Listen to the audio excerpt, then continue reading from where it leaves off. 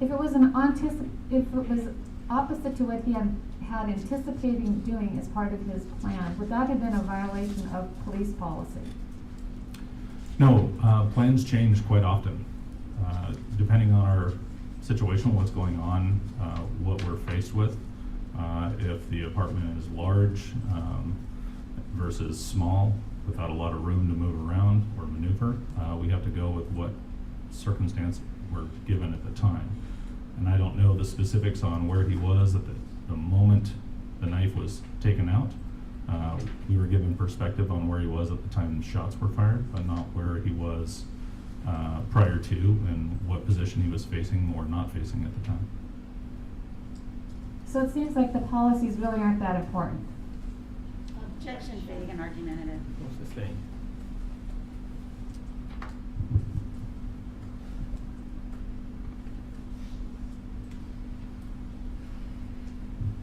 Did you ever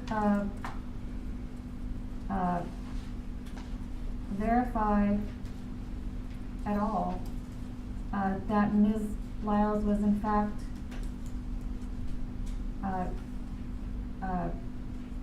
holding a knife in her right hand? Do we ever verify it? Yep. Say it again. Other than the statements of Officer Anderson and McNew, no slight intended. Other than that, did you make any efforts to verify whether Ms. Lyles was carrying a knife in her right hand? I don't believe there was a way to do it other than potentially fingerprints, and I don't know if we did that. I don't recall. Did you take fingerprints of any of the knives in that house? Personally, I Objection, did not. scope. Oh, sorry. Overruled. Personally, I did not. Other than you personally, did the department take any fingerprints of that knife? I don't know. I don't believe so.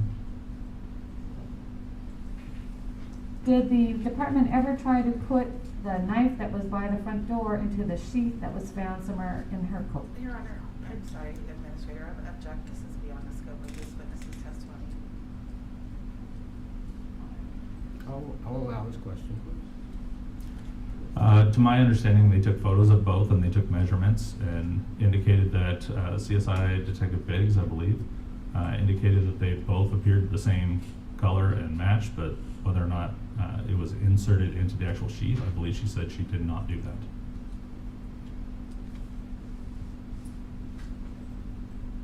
You can take that off, Mr. Anderson.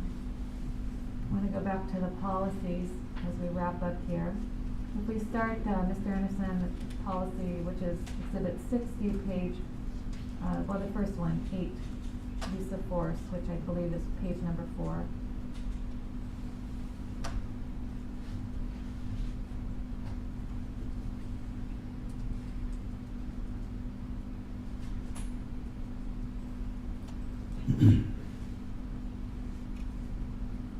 That's page 4? Well, it says page 4 on my 418.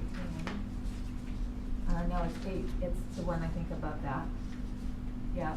If you could make it a little bit bigger, and if you could highlight, can you highlight?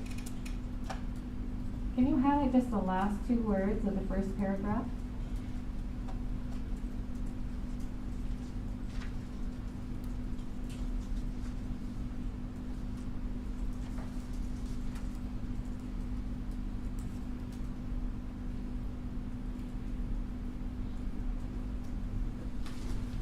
Thank you. Can you read that last line for us, please? Officers are expected to apply these core principles reasonably in unanticipated situations. So these core principles are to apply even when things don't happen as planned, is that correct? To the best of your ability, yes.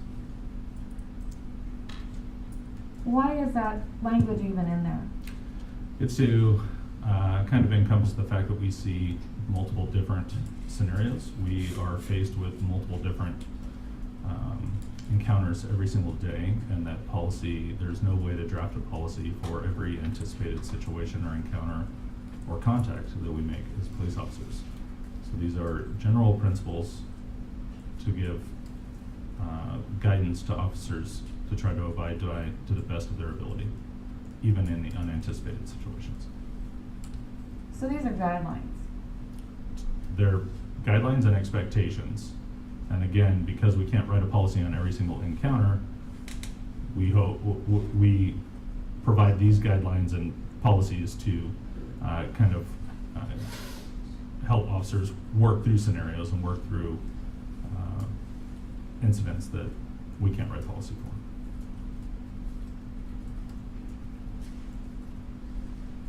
Mr. Anderson, could you please take us to the next page?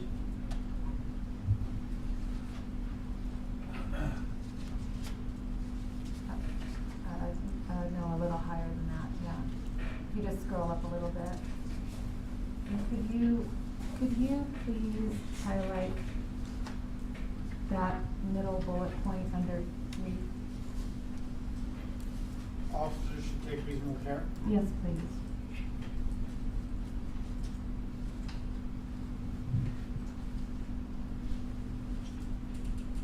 I'm sorry, it's difficult to do all the way over there, and the rules are different. Oh, that's okay, no. What page should I be on? Don't worry about it, let's just go show it. Don't worry about highlighting. I need to find the page again. Oh, What page it should was, I be it on? was page number 5 of 18.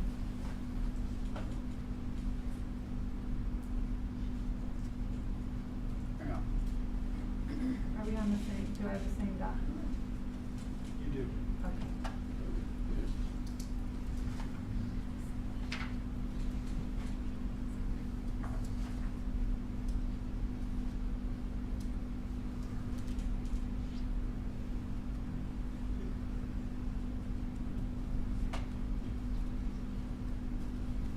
There, that's perfect.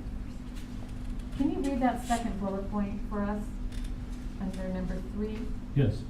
Officers, that's the one, officers should take, is that the one?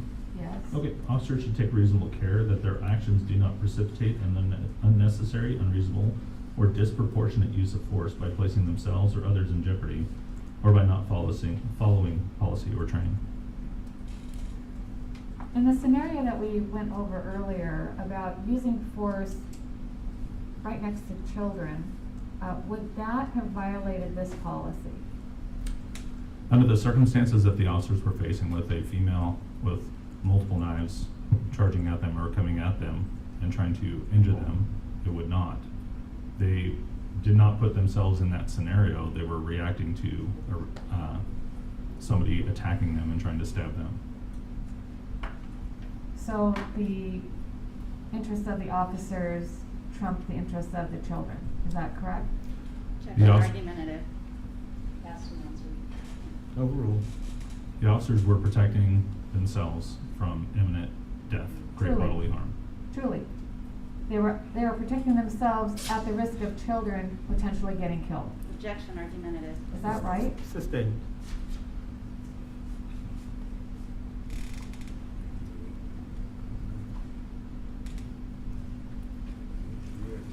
I would finally like to go to Mr. Anderson.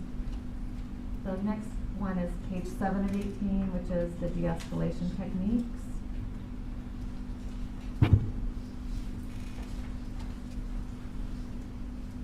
Number, it's a, 8.050. I'm interested in right after the redaction.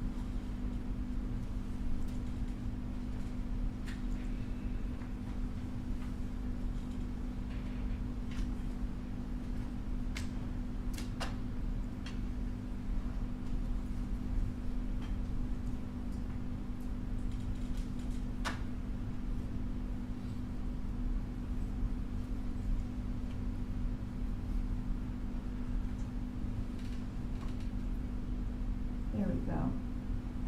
So, de-escalation techniques, as I read that, and let me just read it for the record, actions used by officers when safe and without compromising law enforcement priorities that seek to minimize the likelihood of the need to use force during an incident, blah, blah, blah. Okay, so here's my questions about that.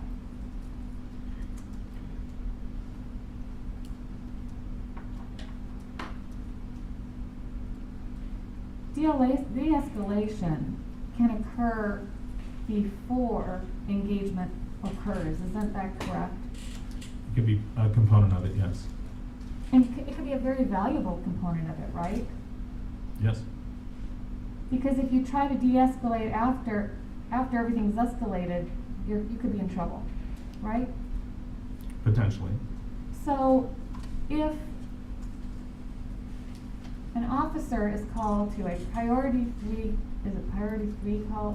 Which is worse, 3 or 1? 1. But an officer is called to the lowest possible level of call, a level 3. I think it'd be a level 4. Okay, what's 4? Like don't even 4 show is it? essentially a paper call with no contact with people, potentially just an area check. Okay. And then level 3 is a little bit more. Yeah. Okay. So the lowest level that it can be if there's a human being involved, Mhm. right? Don't you believe, especially if that person just a week and a half before had a major significant threat to officer mental health issue, that the de-escalation should occur before you even show up? What's the rush to show up on a level 3 if you're gonna employ a de-escalation? Objection, assumes. It was a facts. really compound question. Let me Wait. try that again. All right. On a non-priority call, where de-escalation would be extremely advisable, and you're aware of that, why would not that be a policy violation if you did not attempt any de-escalation before showing up? Objection vague. Overruled. I think in this scenario, going to a cold burglary, the fact that there would have been an officer going and taking a report from a victim of a burglary, the fact that Officer Anderson ran the complainant and verified that there was a caution on her, an officer safety caution, not a mental health caution, read the report, noticed that there was a potential for an officer safety encounter, called for another officer that had crisis intervention training, the 40-hour crisis intervention training, which is part of de-escalation, calling additional officers and resources, forming up a tactical plan and advising what the previous situation was, and then going and approaching it. That is all de-escalation. And then part of our policy is that we have to treat people with dignity and respect, and just because they've had some kind of a violent encounter in the past doesn't mean that we would treat them differently going forward. We may have additional people with us, but we would go and assess the situation prior to calling additional officers. Isn't Because- it, no, sorry. Yeah, because going too quickly and escalating an incident can also turn out negative. Isn't the best way to preserve someone's dignity not to kill them? Argumentative, Your Honor. Sustained. I mean, don't you want to make every effort that you can to keep someone alive that is at risk? Argumentative, Your Honor. Overruled. Can you repeat, please? Don't you want to make every effort to keep someone alive if they are at risk? Explain risk, I'm sorry. They've just been, had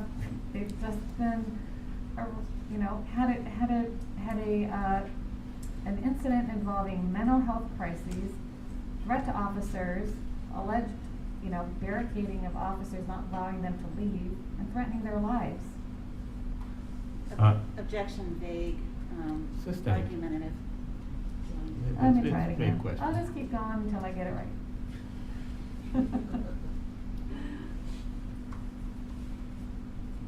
If you're an officer, like Officer Anderson, very young and new, and you call an experienced officer like Officer McNew, not old, but experienced and well-trained,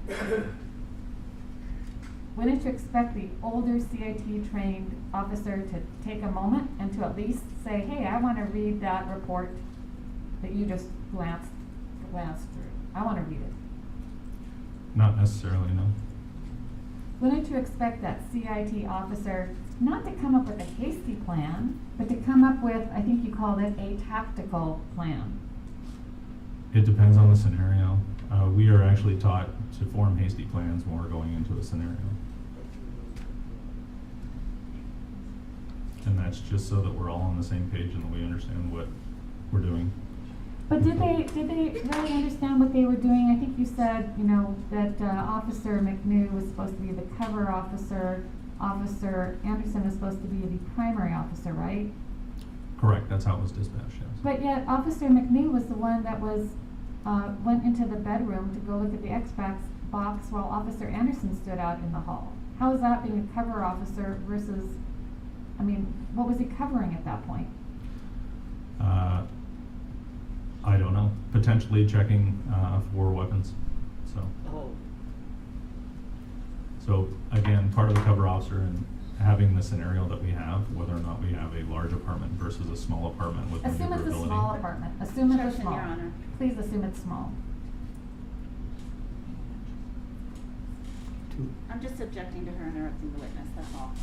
Oh, okay, all right, well, you should allow the witness to. I should, I was almost done, I just wanna get done, I don't wanna hear scenarios about large apartments, it's a small apartment, just assume that. Mhm. So with a small apartment, there may be maneuverability issues. Well, certainly. I have no further questions. Ms. Cobb?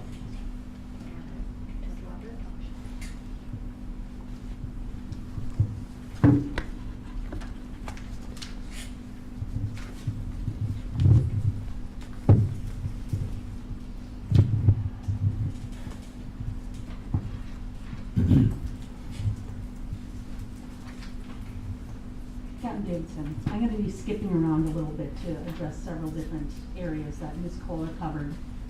Was any child injured in this circumstance? Not physically. You discussed officers being trained to understand what the backdrop is when they're firing their weapons. Correct. Based upon that scenario and that the officers didn't see the kids and didn't see each other, would you assume that they knew that they were not in their backdrop? Yes.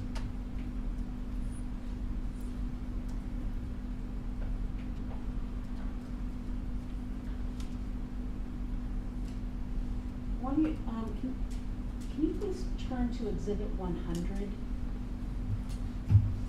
Yes.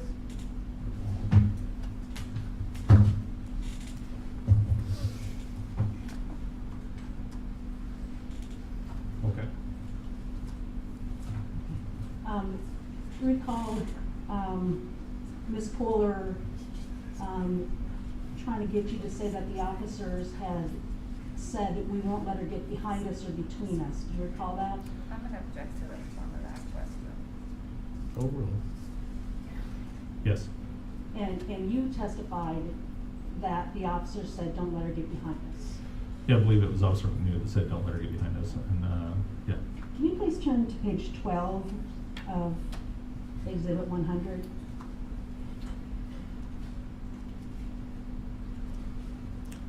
I'm sorry, is the, okay. The Lyles 12 or page 11 of 61, page 12 of 61? Page 12 of 61. Okay, perfect. Yes. And if you look at that third entry of Officer McNew, I'll let you know, this is Detective Dewey testified that this is him listening to the recordings and taking notes of what he's hearing. Mhm. Okay? And so what does the third entry of Officer McNew say? This is from Officer McNew's digital in-car video, and he says, Officer McNew said, oh, she didn't want to let them leave, and don't let her behind us. And that's consistent with what your understanding was of hearing their statements. Yes, that's what I heard from the digital in-car video. Ms. Kohler asked you quite a bit about why the officers didn't give a warning that they were going to fire their weapons. And you had indicated that there is an exception if it's not feasible to do so, correct? Correct. Are you aware of any of the words that Ms. Lyles used during her encounter with the officers? Yes. And do you recall her saying, after she tried to stab Officer Anderson and he pulled his gun saying, do it, do it? Yes, ma'am. Do you recall her saying words to the effect of, you can't do that either, MFers? Yes, ma'am. Does that seem like somebody in your training experience that would respond to a warning? Your Honor, I'm gonna object to that form of that question. Overruled. No, she was not complying with their commands based off of what was being said. She had two officers pointing weapons at her, giving her commands to get back, and she refused to get back. That's correct.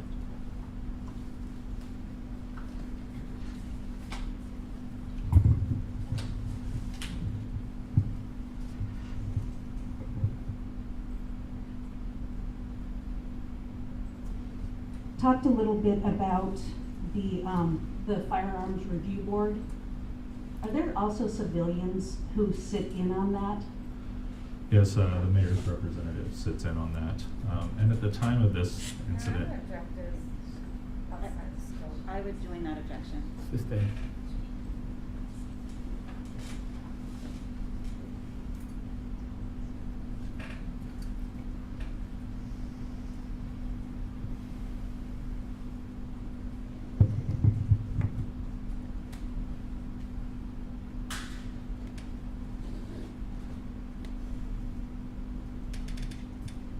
There's discussion about whether or not Officer McNew should have backed up further into the kitchen. Would you have recommended that?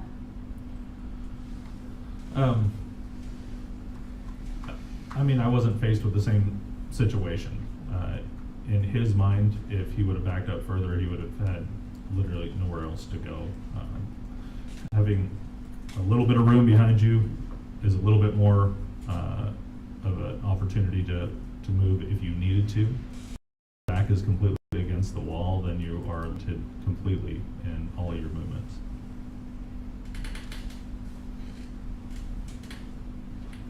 Back just quickly to the warning issue. Are there any particular words that are required to give a person a warning? I believe that the initial policy, I'd have to look at it before I testify to that, because I believe that it talks about type of weapon. Do you mind if I look? Oh, go ahead.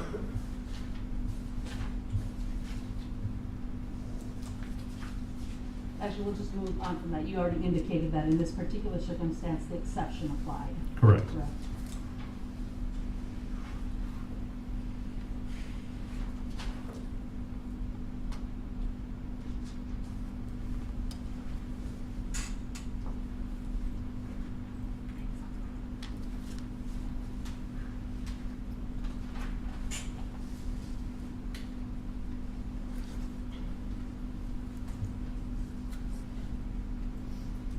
When you use the word hasty plan, does that mean it's not important?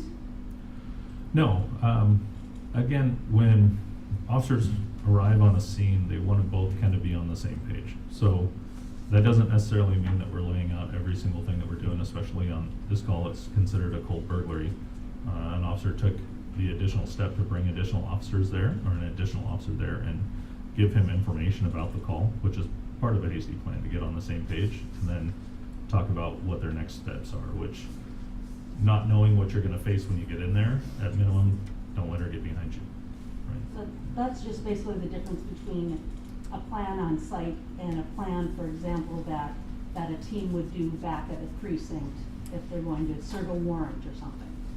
Correct. If I was gonna go hands-on with somebody that I needed to arrest, I might tell somebody, I need you to be hands-on, I need you to be lethal cover, and I'll be talking to the person, right?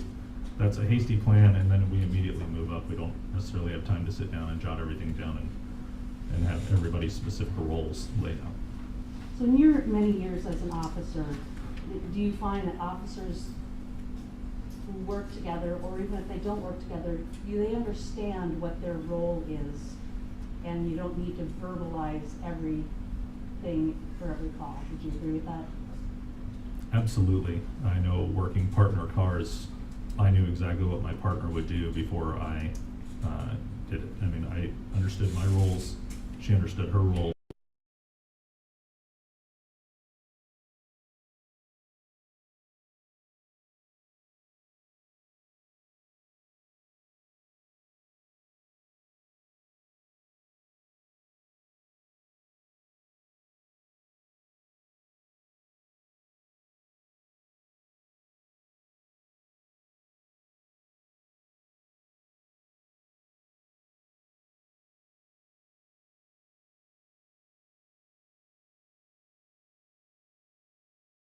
earlier today regarding use of force, de-escalation,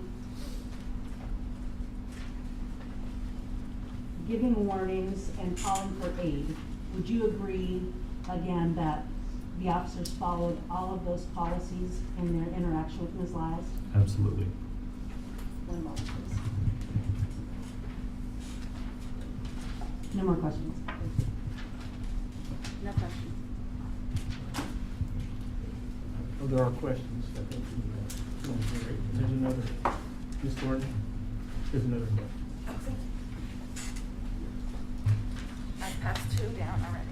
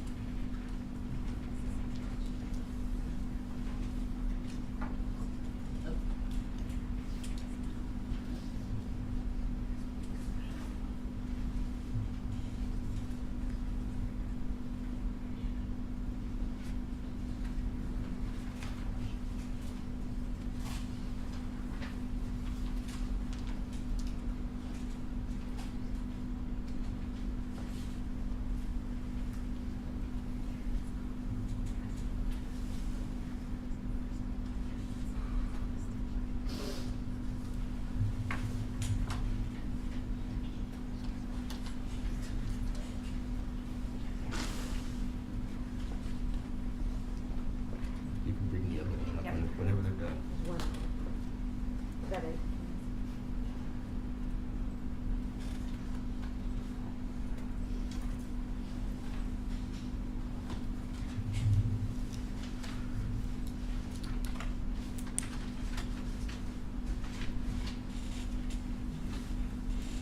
Lieutenant, Yes, sir. what is the time necessary to give verbal warning of a firearm? More than 19 seconds in order to comply with policy 8.300 without exception? Specific, there is no time frame given. I think it says a reasonable amount of time, not taking into account the exception, which if there is not, if it's not feasible. If we're talking about that, there is no time given. Because, I mean, every scenario can vary, right? And distance can vary. So if I have somebody that's 3 feet from me versus a football field away and I'm giving them commands to comply, there's gonna be a longer time frame that I can respond to the person that's further away. So that's why it's a reasonable amount of time, and it's based on what the officer's seeing at the time. Okay, so there is no set time. No set time.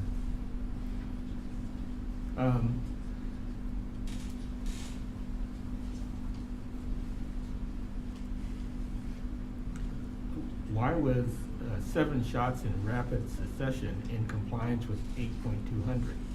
Would it not be more compliant with the policy to shoot once, then reassess and modulate the use of force? No, we're taught to stop a threat.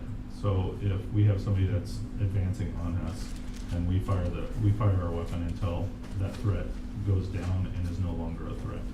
So we don't put a number of shots on it, and it's not like the movies where you can fire one shot and a person is gonna go down. Oftentimes, that first round may not even have any effect, and when you have seconds with somebody advancing on you, we're taught to fire multiple rounds until that threat has stopped.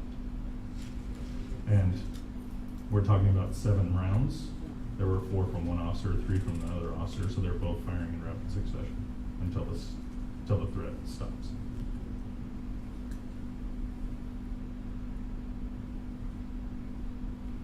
Is it common for an officer's safety caution warning to involve a hostage situation? I'm sorry, well, can you repeat that? Is it common for an officer's safety caution warning to involve a hostage situation? Officer safety cautions can have a number of things. I've seen that people throw bleach on people. I mean, it's just whatever that encounter happened. And whether or not people have potentially held officers or threatened officers with knives or anything like that, we see those quite frequently. Potentially knives, guns, everything.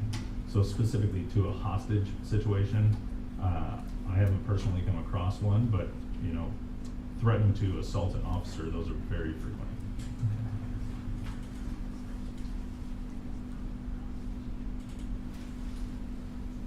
I think this witness may be excused then. Thank you very much. Yeah.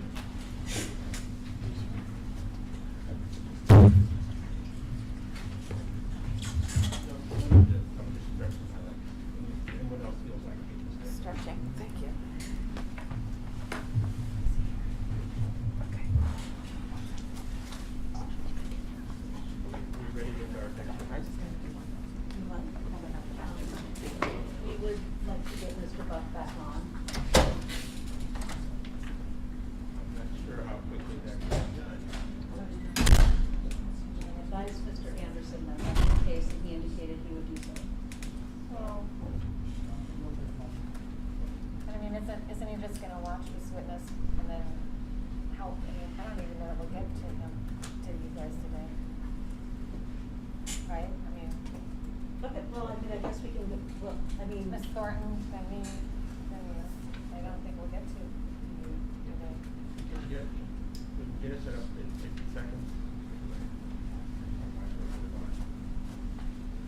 I mean, so I guess we could just say then, let's save Mr. Buck's for the morning. If we got to that point, unless he gets it fixed. It's a lot of pressure on Mr. Anderson.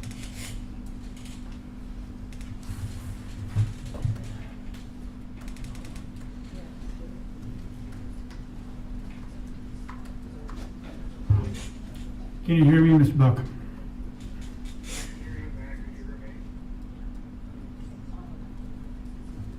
Yes, but I'm muted. You can hear me?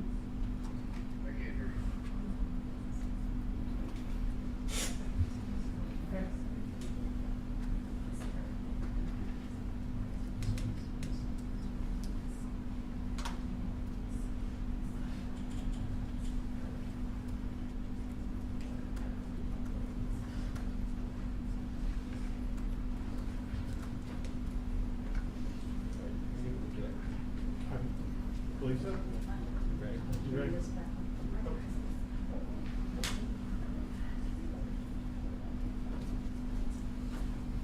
Not ready. He can hear the proceedings, can he not? You can, and you can see the witness.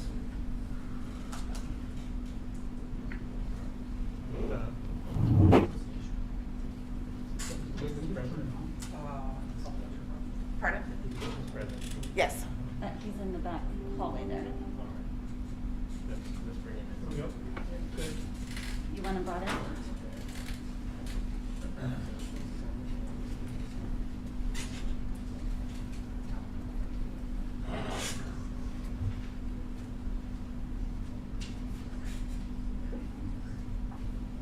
One more time, Ted, you can hear me? I can hear you. Can you hear me? I can, thank you. See, ladies and gentlemen, we're trying to make these accommodations on the fly. Sometimes it works better than others. We'll see how it goes. The inquest administrator calls Lieutenant Nathan Upton. Stand up. Please raise your right hand. You swear or affirm that the testimony you give in this proceeding will be the truth. Yes, I do.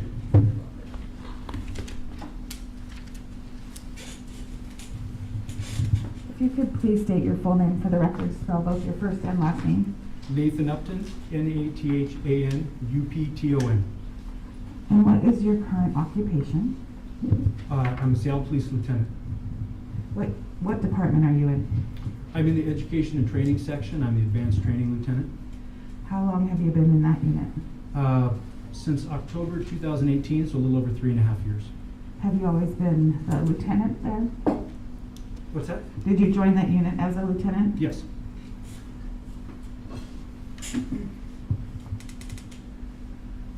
And are you familiar with the officer-involved shooting that occurred on June 18th, 2017, resulting in the death of Charleena Lyles? Yes. Have you reviewed the training records for both officers pertaining to that incident? Yes. Officers Anderson and Officer McNeil? Yes, I have. Can you describe for the jury what a general purpose of the training program at SPD is? Sure. So in training we have essentially two different tracks or two different sides of our training unit. We have our new officer training, which includes pre-basic law enforcement academy, and then after the academy we have post-law enforcement academy training, and we have field training. I'm responsible for the advanced training, which is the in-service ongoing training that officers get for sustainment throughout their career. And so the purpose of training is to, for new officers, it's to get them up to speed, teach them how to be police officers, and give them the skills, knowledge on law, policy, tactics, all of that they need to go out and do the job. And then on the advanced training side, it's to sustain those skills over time so officers stay, it refreshes the skills, make sure that when laws and policies change, we're able to update officers on that, and also just keep their tactical skills sharp, their defensive tactics, all of that sort of thing. And that's what you're in charge of? Yes. Do you teach as well? Do you teach trainings?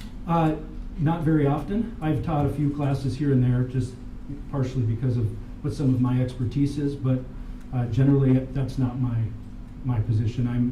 I'm supervising sergeants and officers who are putting on the training. I am going to ask you to find Exhibit 64 in the binders there, if you can, please. And permission to publish the marked Exhibit 64 as a demonstrative exhibit. No? All right. Thank you.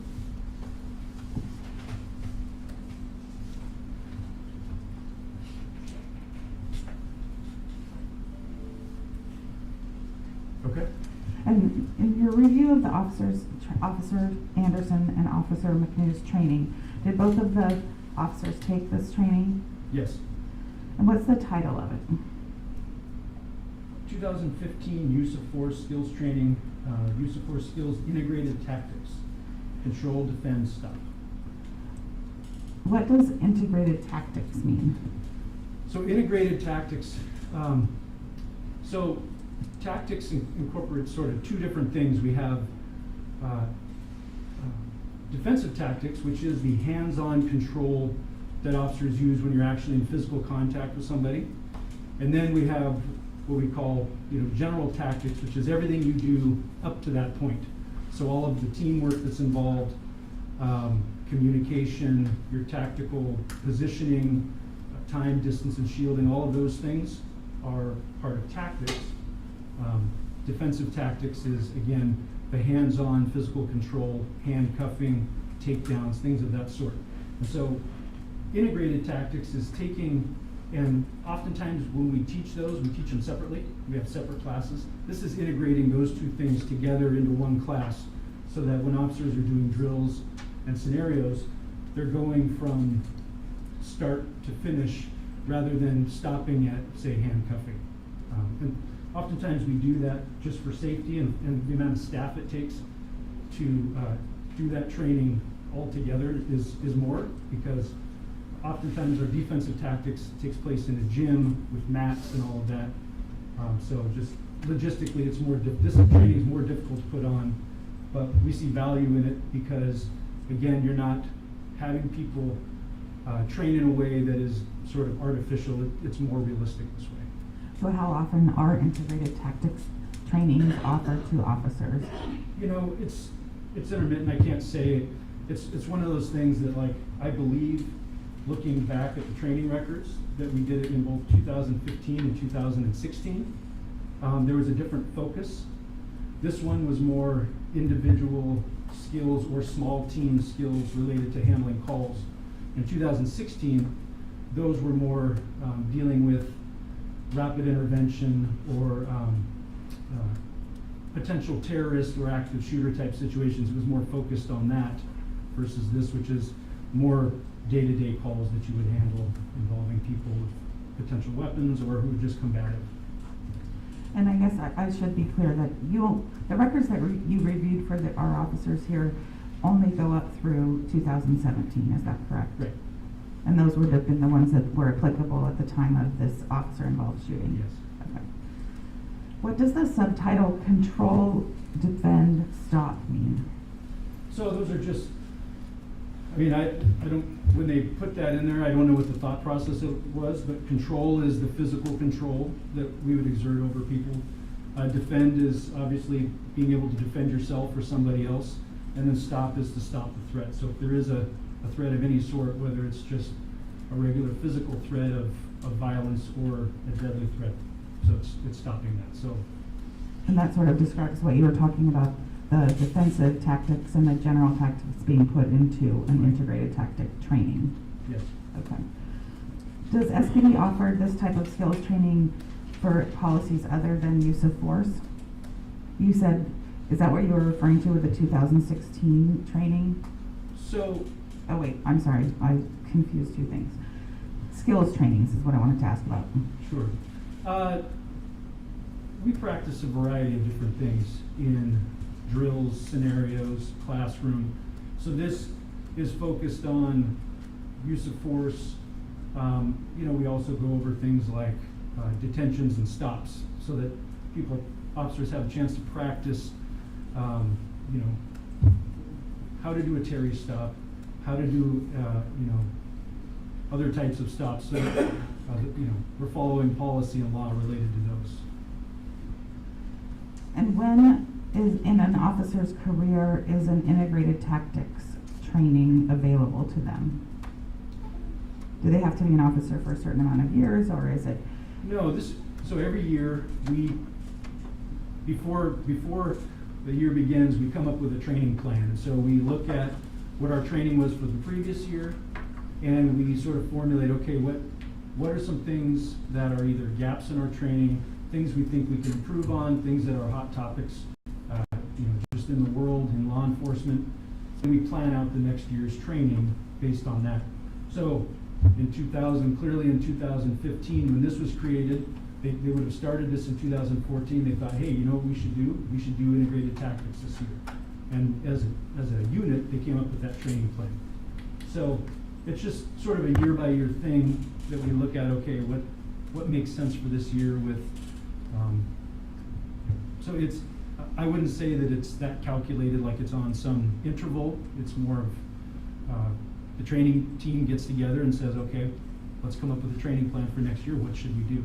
And in this case, this is what they decided on. And is this a mandatory training? Yes. Are all trainings mandatory? No, there are trainings that are, I would say the majority are, but we have trainings on specialty weapons, things that not everybody would be applicable to everybody. And so no, not every single training is mandatory, but I believe this was part of our annual street skills, if I remember right. So that would be mandatory for everybody. And in this, I'm not 100% sure, but I think this one says that it was mandatory for officers and sergeants. Thank you. I'm turning to the next page.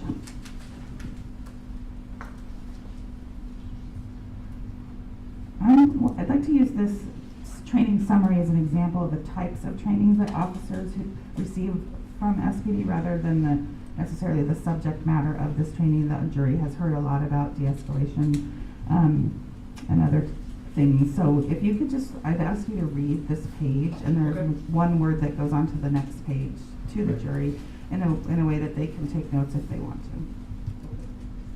The 2015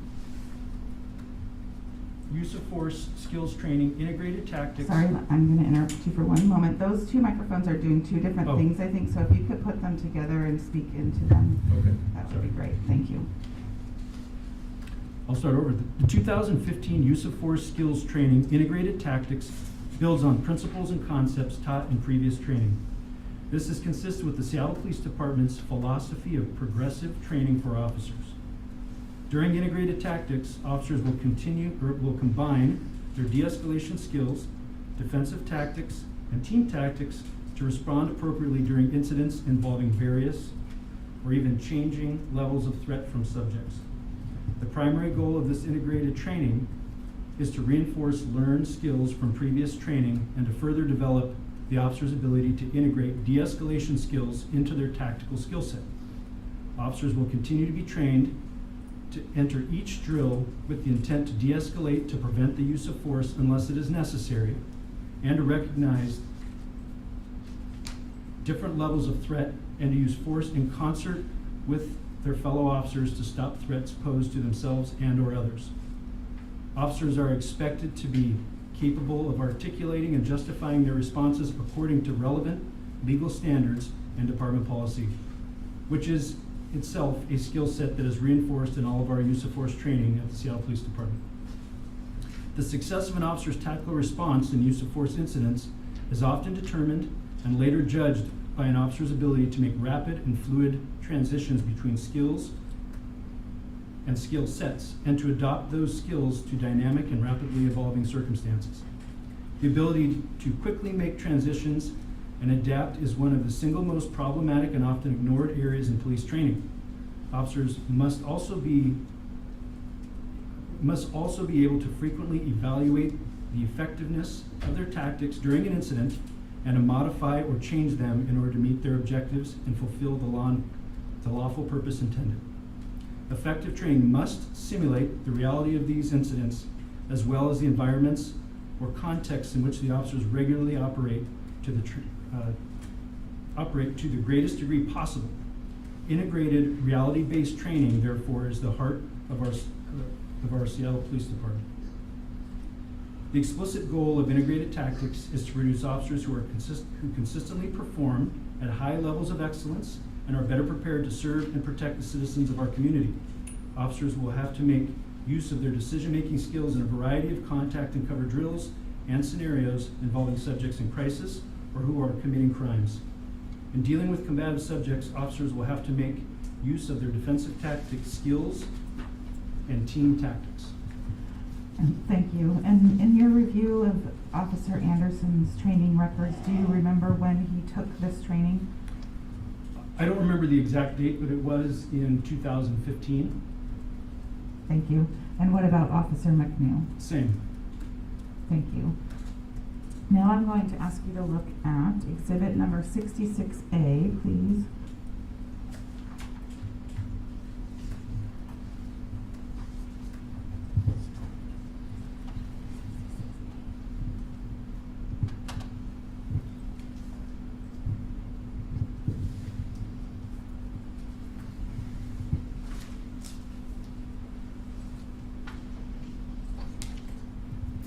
One moment, just pull my notes.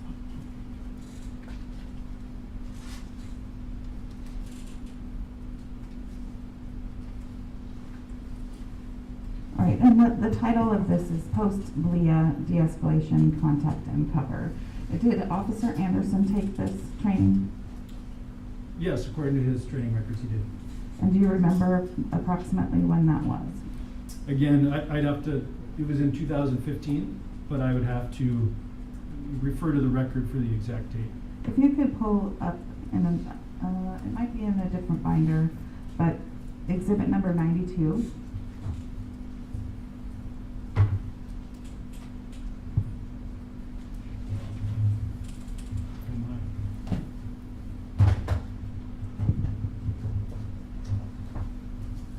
That is really small text.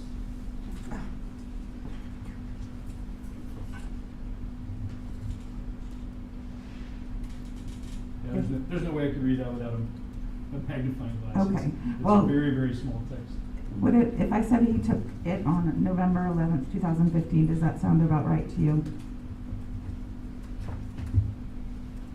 I certainly would not dispute that, but But you can't tell from I reading? can't tell, again, Without a magnifying glass, okay. every time I've looked at this document, it's been on a computer, blown up and magnified to 150, so. Okay, thank you. We know that was 2015. And Officer McNew did not take this specific 2015 training, but are you aware of whether he took a de-escalation and cover and contact and cover in 2014? Yes, I believe so. And does this type of training change very much over the course of a year? There would be small, subtle changes. The overall principles would be the same. We did not dramatically change our tactics or our approach to dealing with these situations Thank you. from one year to the next. Okay, if you could turn to the next page, please, page 2 of that, and there's a training summary. If you could just read the first paragraph for the jury, please.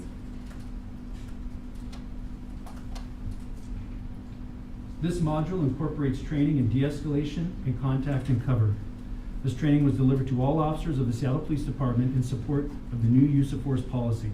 This block of training will be delivered at Annex 1 and Annex 2. De-escalation where Sorry, feasible. I just indicated the first paragraph, thank you. Oh, I'm sorry. That's okay. And what was the new use of force policy that paragraph referred to? Our use of force policy was being updated, You don't know? often during that time period. And so, clearly it was updated, and so they want to address, some subtle policy changes. Thank you. And turning to the next page.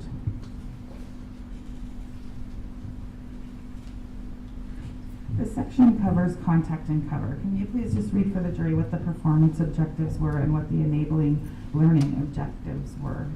Sure. The performance objectives. All students given a scenario or dynamic drill under the evaluation and education and training section, staff instructor will correctly identify when it is appropriate to use contact and cover when taking enforcement action using the roles and responsibilities as shown in skill training. Correctly identify when it is not appropriate to use contact and cover when taking enforcement action. The enabling learning objectives. In a drill, each student will demonstrate how to establish and execute their role in contact and cover, demonstrate the physical position of the cover officer in relation to the contact officer, properly use contact and cover to control a compliant subject using verbal skills and take the subject into custody using defensive tactics skills in the following sequence. Communicate, verbal commands, entry, modified escort, compliant handcuffing. And I have a question about, it said this block of training will be delivered in Annex 1 and 2. What is Annex 1 and 2? So we have a building where the majority of our training takes place. Annex 1 is our defensive tactics gym. It has mats, punching bags, equipment for defensive tactics. And then Annex 2 is attached. There's a door that separates them. And that's where we do the majority of our tactics training, like room clearing, building searches, things like that. Are there pretend rooms in there, or is it Yes. just, okay. Yes, it's an old office space, a laboratory space of some sort. And so there's a number of rooms in there that we can do scenarios in those rooms. And so when the officers are practicing the drills here for contact and cover, they would be using both of those areas, Annex 1 and Annex 2? Right. Okay, thank you. Turning to the next page is the overview of the training. If you could just read numbered items, the introduction, and then 1, 2, and 3. In order to complete the performance objectives, officers will participate in the following: concept training regarding contact and cover, skill/drill training covering the following topics: communication, so establish roles, establish a plan, and then positioning, which is patch to patch or the tactical L. Dynamic drills involving application of the concepts and skills to real-world scenarios. So use a contact and cover when arresting a compliance subject or suspect. And turning to the next page, please. Sorry, this is a lot of reading, but I think I'd ask you to read this page as well. Interest introduction. Contact and cover allows officers to make contacts and take enforcement action more safely than taking action alone. Lessons learned from the Use of Force Review Board show that some use of force incidents could potentially have been reduced in severity or prevented by using established contact and cover practices. FBI statistics support the idea that officers are less likely to be killed or seriously injured when proper contact and cover practices are used. Material introduction. Contact and cover is a trained best practice. Contact and cover has been a law enforcement tactic for well over 20 years. The tactic has evolved over time from focusing on having a second officer on scene as backup to having a second officer on scene who takes on specific responsibilities. Contact and cover utilizes specific roles and responsibilities to make officers' jobs safer and more efficient. Officers should stay in the designated role unless circumstances dictate a change. Contact and cover requires clear communication between officers to be effective. Contact and cover is a recognized de-escalation strategy. Would you say that the primary objective of using contact and cover is what it states in that third from the bottom, to make the officer's job safer and more efficient? Yes. And that's why it's important for them to be in certain roles and understand responsibilities? Right. Okay, well, let's look at the next page. The concepts material. This paragraph indicates that the concept and cover plan or practices would be used in an enforcement action that might include a civil infraction or an arrest or a Terry stop. Are there any other enforcement actions that you can think of off the top of your head? I mean, those are the primary enforcement actions. Yeah, I can't necessarily think of anything else just off the top of my head. Okay, thank you. And would the contact and cover concept apply in what we have here, where there was a cold burglary call with an officer safety caution? Yeah, if you have multiple officers, I would say that contact and cover, I mean, it's not specifically stating it in that paragraph because it is talking about enforcement action, but it would be a thing that you would use anytime when there's a concern, a safety concern, right? So you have an officer who's the primary person engaged in a contact, and you have another officer who is essentially acting as their security.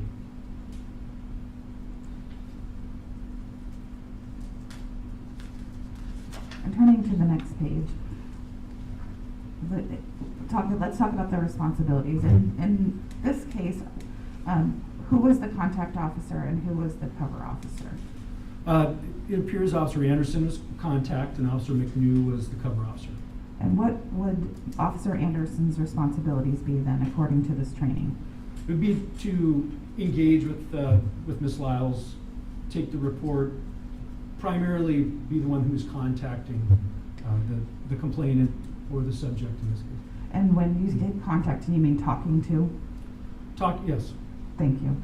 And on that page, it lists four responsibilities. If you could just read those out for the jury. So the contact officer is responsible for direct interaction and communication with the suspect, performs investigatory tasks, takes enforcement action if necessary and appropriate, concludes contact if appropriate. And the cover officer? Takes position based upon reading the contact officer and using tactical considerations in placement and spacing, such as number of subjects, environment and terrain, responsible for protection of the contact officer and self, provides 360-degree scene protection, remains focused on task until released by the contact officer. And the word reading is in quotes there. What does that mean? So, assessing, judging what's happening, making a threat assessment or overall assessment of what's happening. Because every situation is slightly different, so the expectation is that they're observing what's happening and acting according to what they're taking in, reading the situation. And as the cover officer, did Officer McNew comply with his role and responsibilities according to this training, in your opinion? I believe he did, yes. Can you explain that opinion to the jury, please? Yeah, he was in, he was in a position where he could observe his surroundings. In this case, it would appear to be something similar to the tactical L. He, based on his interview, his statements, he was looking around, he was taking in everything. He mentions observations of Miss Lyles, so he clearly was paying attention to her at different points, that he was aware of things she was doing, but he was also taking in the whole picture of what was happening inside the apartment. So yes, that's consistent with what we would expect. And so looking at the responsibilities that are listed here in a little bit more detail, taking the position, if as Officer McNew took a position in the kitchen, would that have been a proper placement for him to be, knowing where Ms. Lyles was and knowing where Officer Anderson was? Yeah, if he believed that he could get a good view of what's happening in the apartment, then yes, that would be a good position. In this case, you know, it's a confined space. It appears from the diagram and from seeing the apartment that he would have had the ability to see her from his location and also see the rest of the living space of the apartment from there. And do you know whether he could also see Officer Anderson? Again, the picture I have in my mind, based on the interviews and the diagrams I've seen, I would believe so, that Officer Anderson would have been off to his left.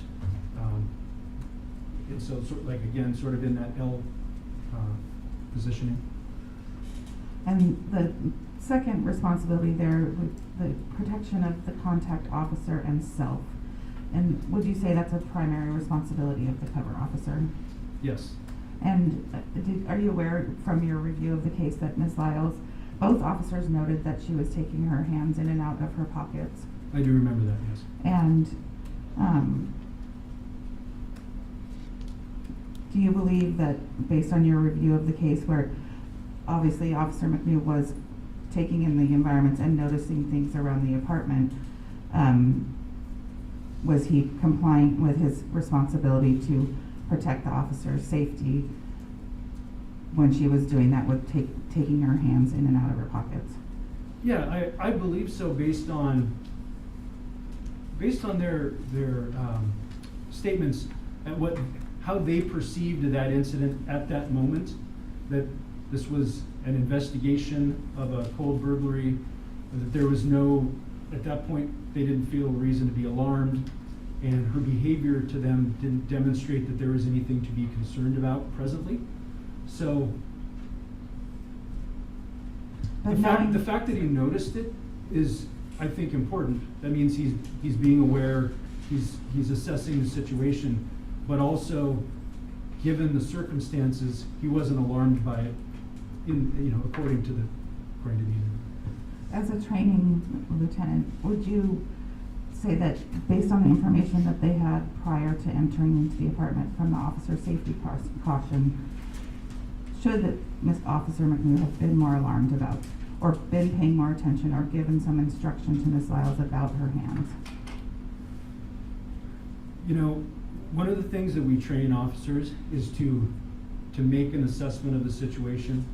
In this case, again, this had gone on for a couple of minutes. They were assessing her behavior, her demeanor, and they were not alarmed. I mean, obviously, the officers themselves have an interest in their own safety, right? And if they're the ones that are there and they're not sensing anything that's giving them alarm, then addressing it or taking some action to have her stop if they don't think that there's an issue with it and they're not alarmed by it would be unnecessary. So. Thank you. And you have mentioned a couple of times the tactical L position. Let's look at that. Let's turn a couple of pages. There was a skill drill training number 2 here that Right. taught the officers the tactical L.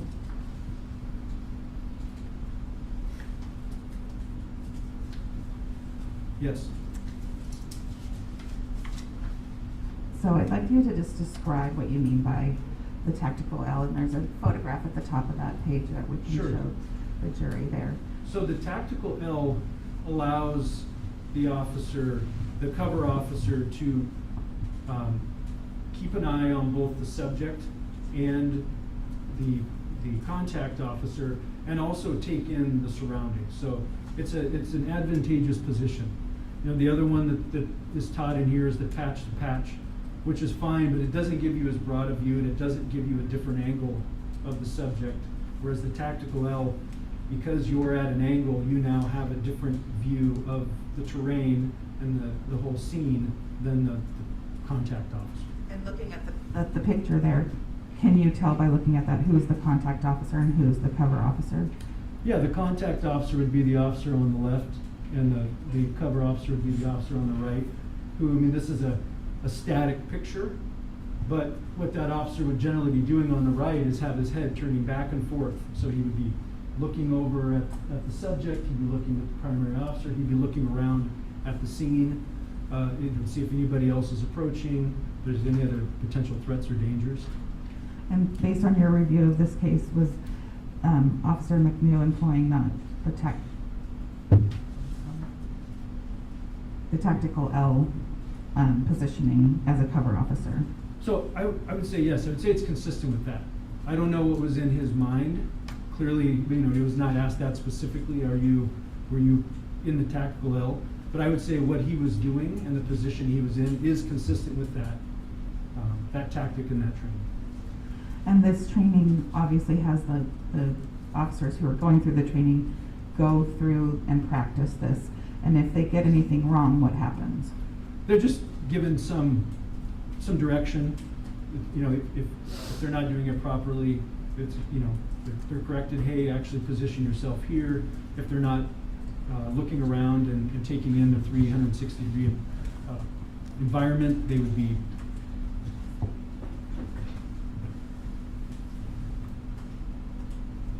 I just have, I think, one more question for you on this. On the next page, it talks about the showing, and it talks about contact with the suspect whose back is to the wall, contact with a suspect in an open area. Sure. What would you characterize the situation that Officer Anderson and Officer McNeil were in? I mean, I guess that's closer to the open area, right? Because, you know, it's a fairly confined space, but she was not up against the wall as far as is my understanding. So there was space around versus somebody who, you know, there's less movement that the subject can have when their back is to the wall. And as with any skill that you teach, are there advantages and disadvantages to this tactical L skill? Sure. So one of the advantages is that you're split away from the contact officer. So if somebody was going to try to mount an attack, they can't attack both of you together as easily. You know, you have the other officer who's offset. Another advantage is having that different perspective.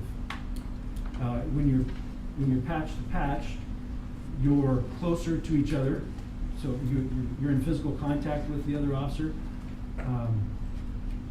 but you don't have the same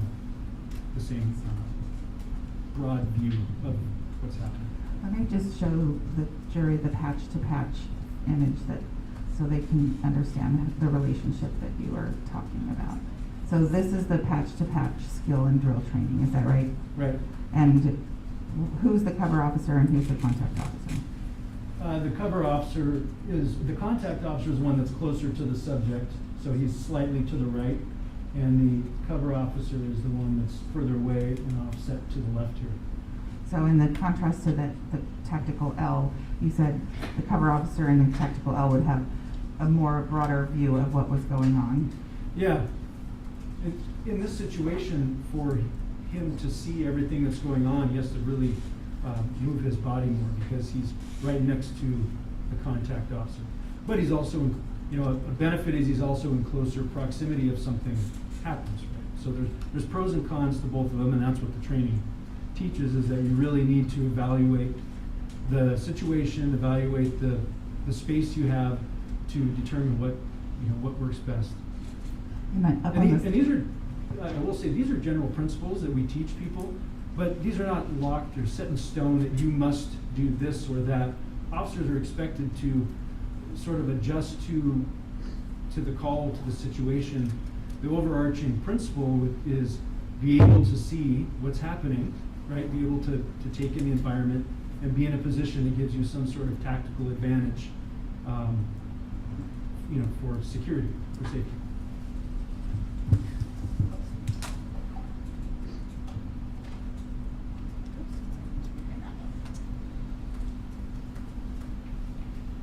All right, I believe those are all the questions I have for you on training. I'm going to hand off the microphone.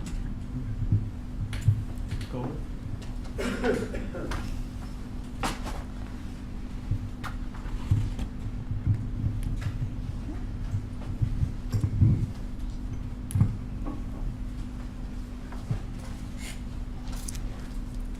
Good afternoon, sir.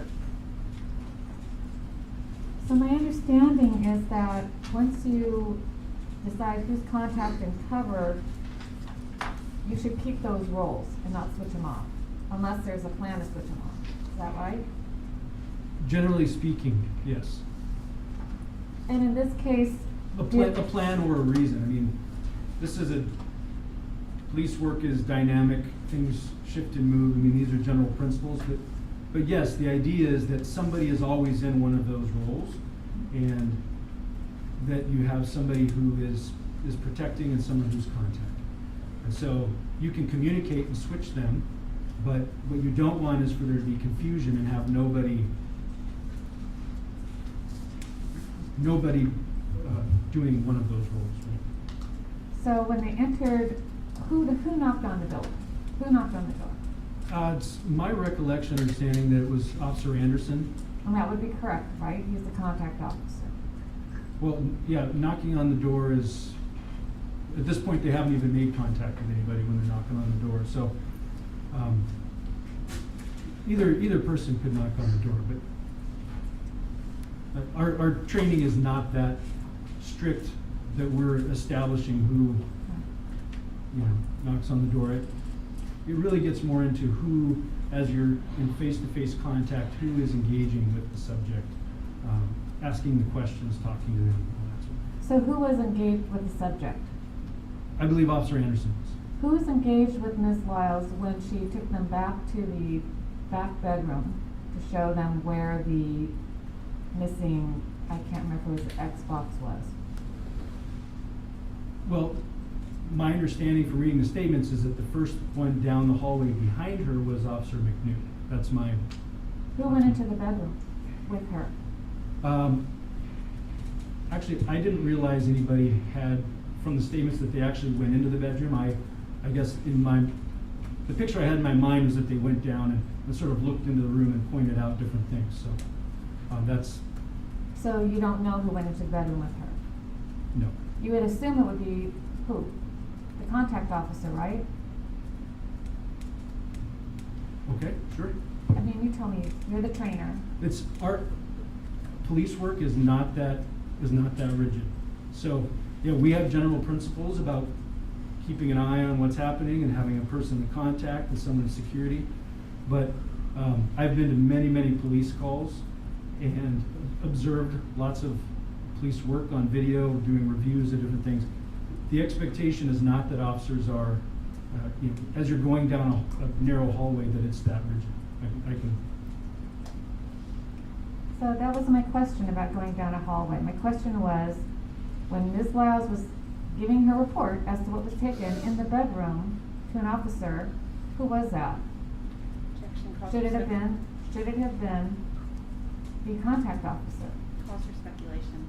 Overruled. Generally speaking, the contact officer would be the one talking to the subject, yes. And in this case, you don't know that it was the cover officer that went into the bedroom with Ms. Lyles and the contact officer, contact officer, Officer Anderson, who stayed back in the hallway. Asked and answered. Overruled. Right, I was, when I read the statements, that's not the picture I had in my mind, so I wasn't I didn't realize somebody had actually gone into the bedroom. I pictured them going down the hallway and her pointing into the room and saying, yes, something's missing there, something's missing there. So I'm sorry if I had that incorrect. Oh, no need to apologize. Isn't it true that the reason for these guidelines and trainings is that so the officers try to follow them? Yes, but they're not rules. They're training, and how we always address this is these are principles, these are tools for the toolkit to operate safely. We don't view this as like a policy violation if somebody switches off a role momentarily. I mean, that's not our approach to training. It's, you know, we teach people to be flexible, use their best judgment. Isn't one of the problems with ignoring trainings that you lose some of the safeguards that are built into the trainings for the officers? Object to the form. Overruled. Can you repeat that? I'm not quite sure what. Isn't it true that when officers ignore the trainings, you lose some of the safeguards that are built in to those very trainings? So I guess I don't view this as ignoring training. No, my question was just, I just had a very specific question. Argumentative. Overruled.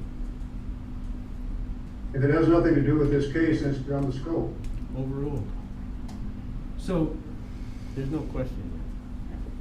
I'm gonna repeat the question one more time. okay. If the trainings are there for the officers to follow, but they choose not to follow them, don't the safeguards that go with trainings, aren't those in jeopardy? We do expect officers to learn and follow training, yes. And one reason is, for some of these rules, such as the role of the cover and the contact, is so that there's some predictability of who's doing what in the relationship of officer and officer as they go into a call. So, yes, here's the other thing that I will say though, we put on these training and these are tools, but we also know that officers work together, they respond to calls together, and there is nonverbal handoffs that happen between officers. That's the reality is, while we put on a training that might be 8 hours and an officer attends it, they also have lots of experience working with each other, and so. How much experience did Officer Anderson have in working with Officer McNair before this incident?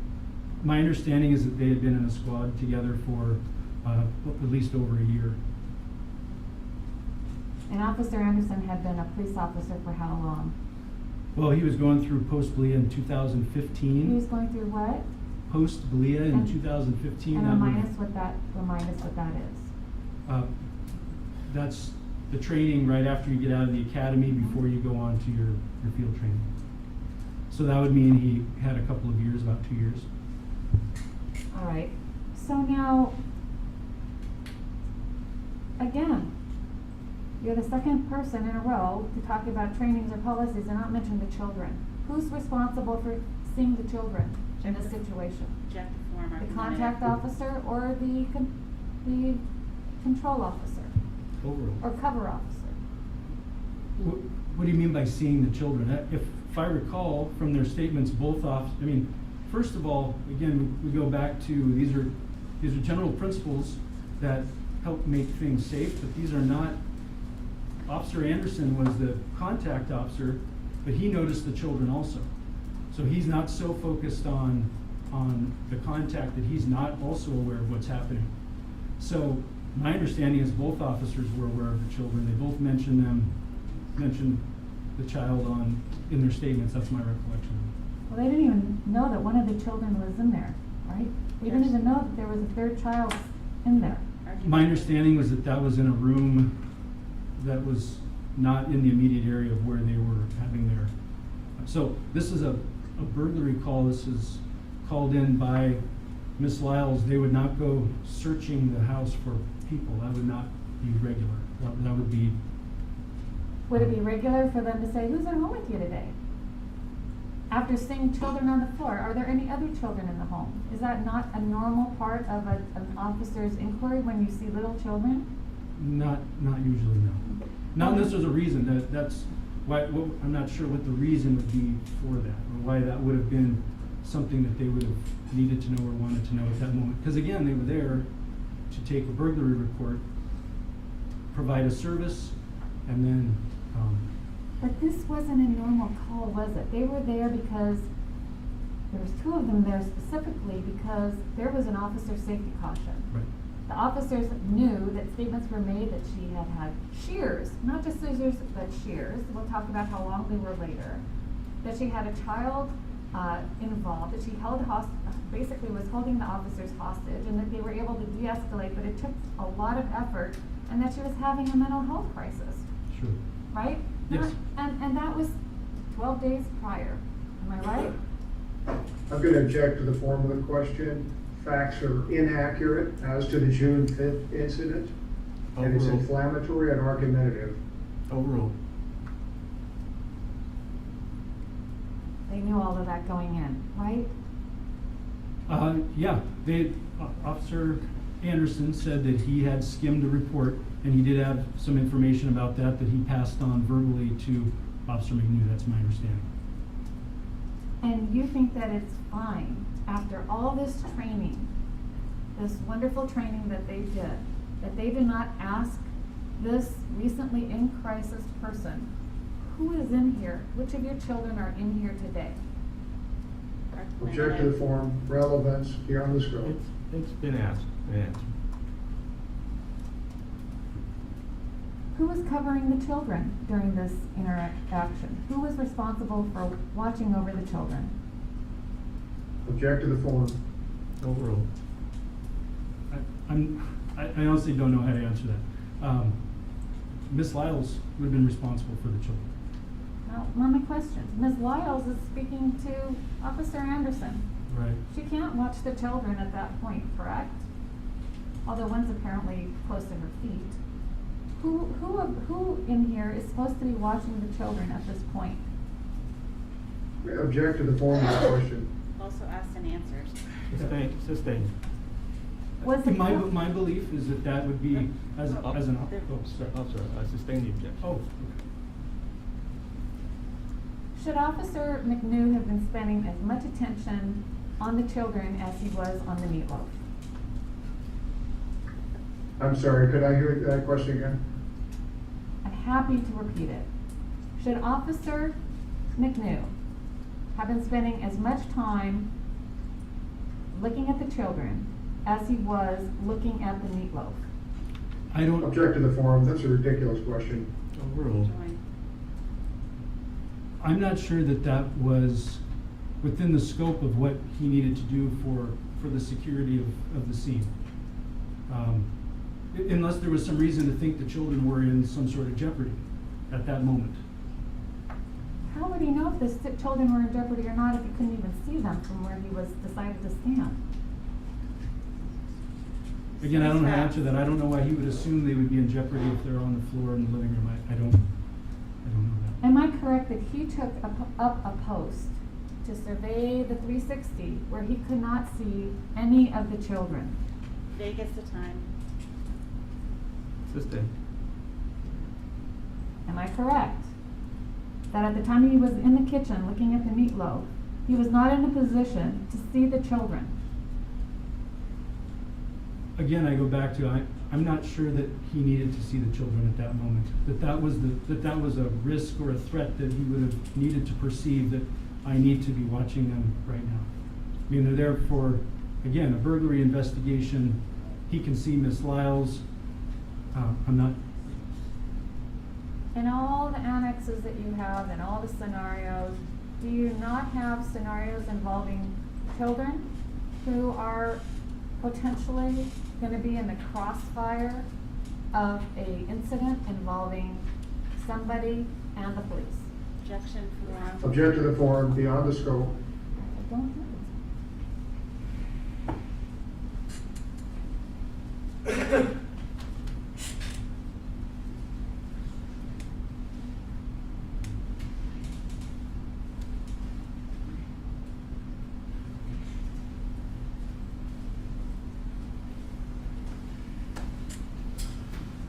Would you repeat the question? Yes, Your Honor, just let me know when. Now? No. I hate not having a court reporter. It's very difficult. In all the scenarios that you train people at, who are gonna become police officers or who are police officers, in the annexes that you described, are there no training scenarios involving children, particularly young children, but any children, who may be caught in the crossfires of a person having an interaction with officers? Object to the form beyond the scope. Overruled. So, specifically, no. Part of the reason is it's very difficult for us to mimic role players who would be small children, but people in general who could be in crossfire, yes. I mean, we do scenario-based training involving role players where crossfire is something that officers have to take into consideration and be aware of. Officer, I've seen your scenarios and they have dummies. You use dummies all the time in a lot of the scenarios. Why can't you use, do you have no children dummies? Object to, this is argumentative beyond the scope. Also sustained. It was argumentative. Do you not have children dummies in your trainings?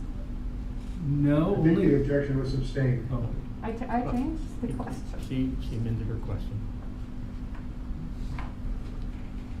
the only child dummies that I'm aware of are for CPR training. But again, I don't know that we've identified that as a particular issue that we needed to train on. There's a million things we could train on. So what we try to do is build our training so that we cover as many concepts as we can to get people, again, to sharpen their skills. I don't know that that's an issue that we would have identified needed to be addressed, to be quite frank. Ms. Kohler, let me ask, how much longer do you think you have? I think that we should pause, Your Honor. So you, I would like. how much longer do you think you have? I would say 15 minutes. 15? All right. We will take our evening recess then, ladies and gentlemen. And I will see you tomorrow. All please rise.